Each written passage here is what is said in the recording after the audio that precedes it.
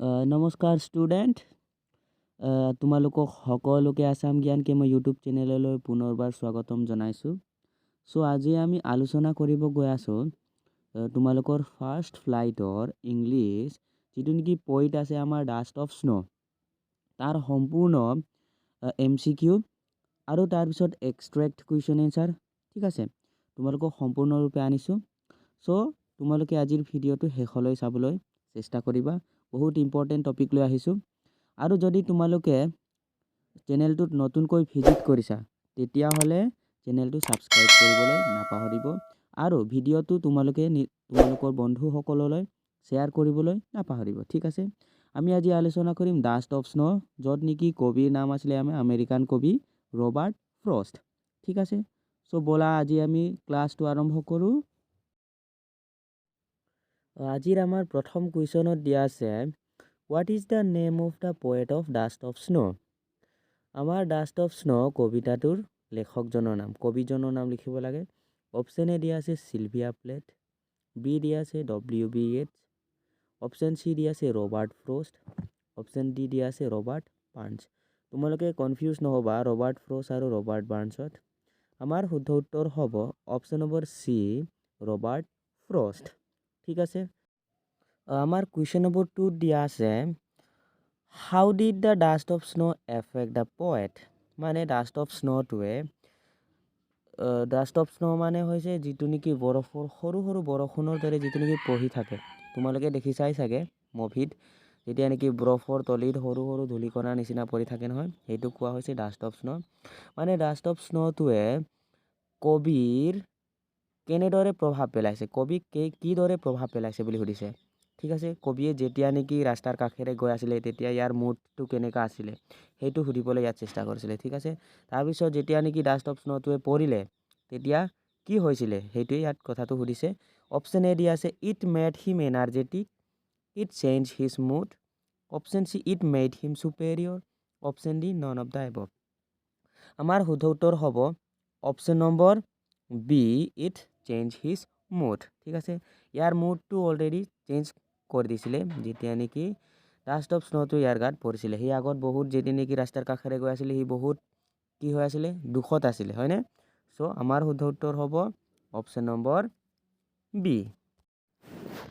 আমাৰ question number 3 দিয়া আছে, what was the mood of poet in the beginning of the poem. ইয়াত সুধিছে যে কবিতাটিৰ আৰম্ভণিত কবিৰ মনটো কেনেকুৱা আছিল মানে। ঠিক আছে, আমাৰ অপশ্যন এ দিয়া আছে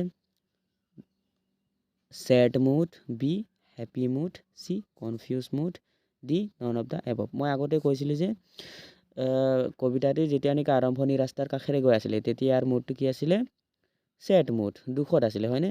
আমাৰ শুদ্ধ উত্তৰ হ'ব option number A, sad mood. Question number 4 দিয়া আছে, what did crow' check on the poet. কবিতাটোত কাউৰীটোৱে কবিৰ গাত কি জোকাৰিলে বুলি কৈছে। ঠিক আছে, অপশ্যন এ দিয়া আছে dust of tree, option B দিয়া আছে dust of garden, option C দিয়া আছে dust of snow, option D দিয়া আছে নন অফ দ্য এবভ। সেইটো সকলোৱে জানে, হয়নে? কি জোকাৰণিৰ কথা কৈছে, কবিৰ গাত কি পৰিছিলে, হয়নে?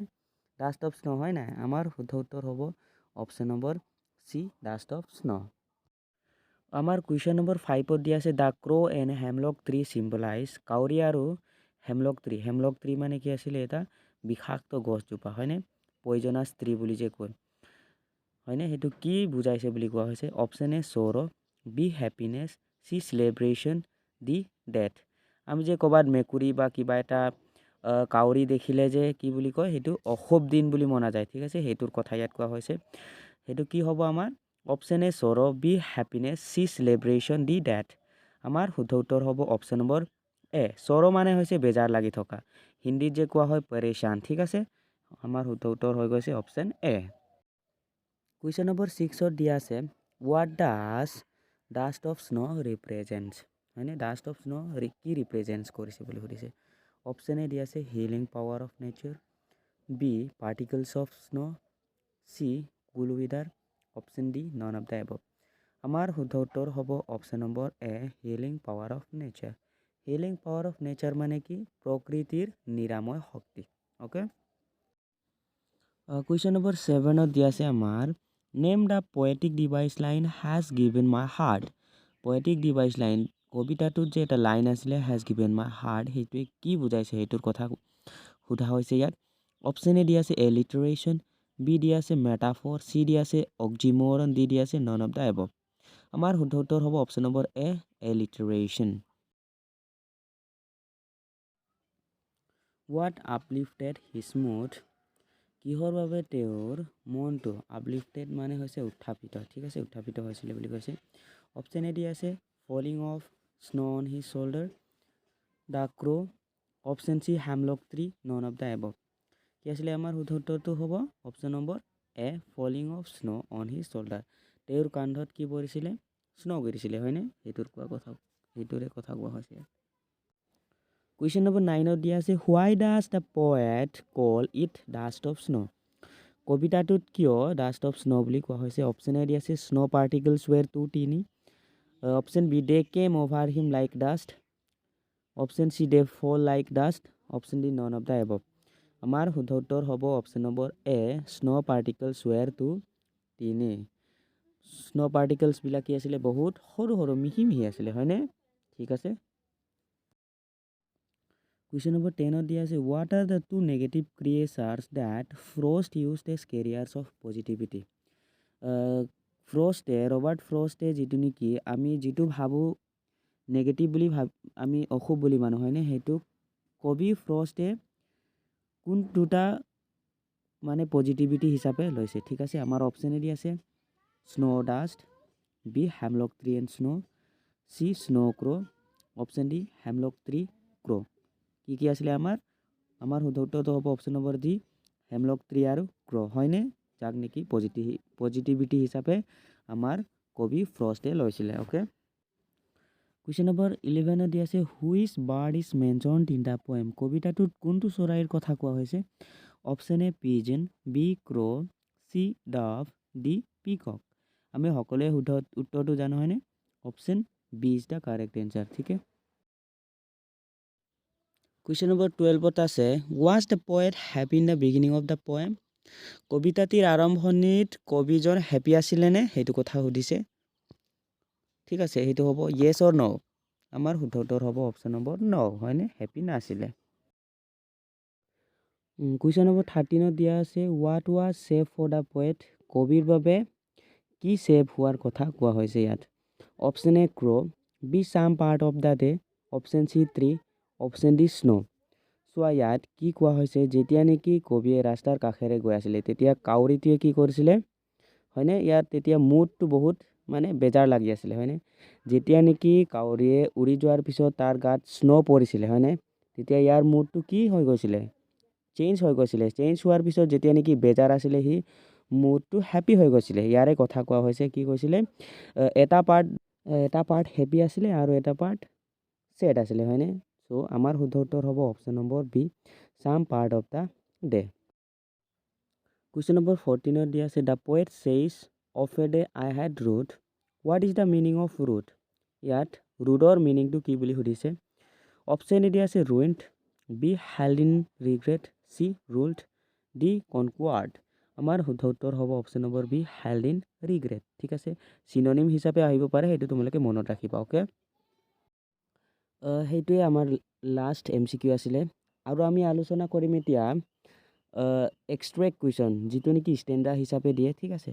আশা কৰোঁ তোমালোকে যিমানখিনি MCQ আছে ইয়াৰ পৰা আহিব, ঠিক আছে। কুৱেশ্যন নম্বৰ আমি এতিয়া কি পঢ়িম, ষ্টেণ্ডাৰ্ড হিচাপে দিয়ে যিটো নেকি read the following extract carefully and answer the questions that below', ঠিক আছে। এনেকৈ তোমালোকক পেৰেগ্ৰাফ ষ্টেণ্ডাৰ্ড হিচাপে দিব পাৰে। দ্য ৱে এ ক্ৰ' চুক down on me, the dust of snow' from A hemlock tree.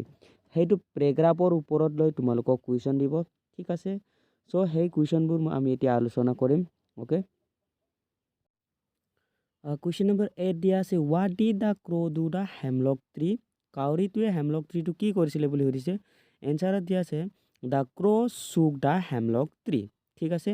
কাউৰীটোৱে কি কৰিছিলে, হেমলক ট্ৰীটো জোকাৰিছিলে, হয়নে? Option B what was there on the tree at that time, ঠিক আছে।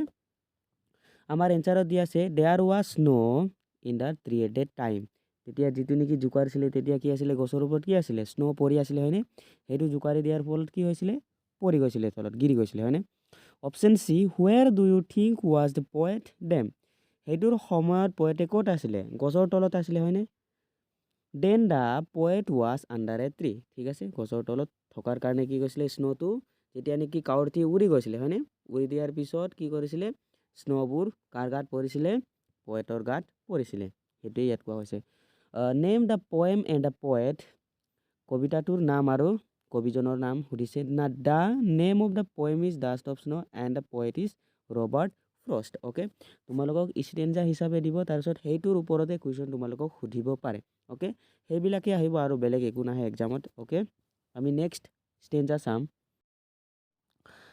কুৱেশ্যন নম্বৰ 2 দিয়া আছে has given my heart a change of mood and saved some part of a day I had wrote question number A what had given the poet a change of mood কিহে কবিৰ mood change কৰিছিলে সেইটো কথা সুধিছে এনচাৰত দি আছে the falling of dust of snow' on the poet had changed his mood যেতিয়া নেকি স্ন'টোৱে কবিৰ গাত পঢ়িছিলে হয়নে তেতিয়া পঢ়াৰ পিছত কি হৈছিলে ইয়াৰ মুডটো চেঞ্জ হৈছিলে অ'কে বি নম্বৰত দিয়া আছে what head the poet thought of the day সেইটো দিনত কবিয়ে কি চিন্তা কৰি আছিলে কি ভাবি আছিলে answer he had felt sad about that day সেইটো দিনত সি বেজাৰ আছিলে okay but the fall of snow' does change his mood কিন্তু যেতিয়া নেকি স্ন' তাৰ গাত পৰিছিলে তেতিয়া কি হৈছিলে ইয়াৰ মুড চেঞ্জ হৈ গৈছিলে how was some part of the day saved for the poet কেনেকৈ কেইটামান পাৰ্টে কবি কি কৰিছিলে ছেভ কৰিছিলে সেইটো কথা সুধিছে he stop ruing the day and his mood change okay what is the rhyme of this stanza সেইটো ৰাইমটো কি বুলি সুধিছে answer the rhyme scheme of this stanza is A B কেনেকৈ হ'ল তোমালোকক অকণমান মই বুজাই দিছোঁ ঠিক আছে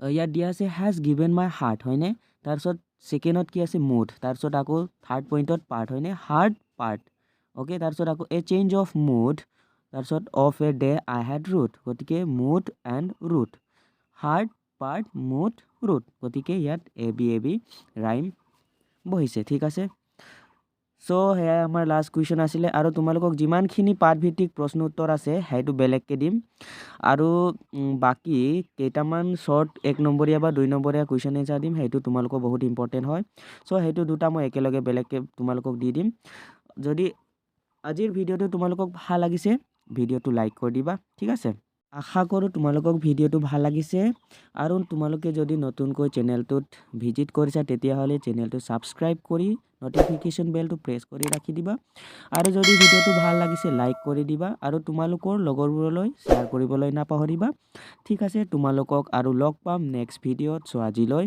bye bye take care okay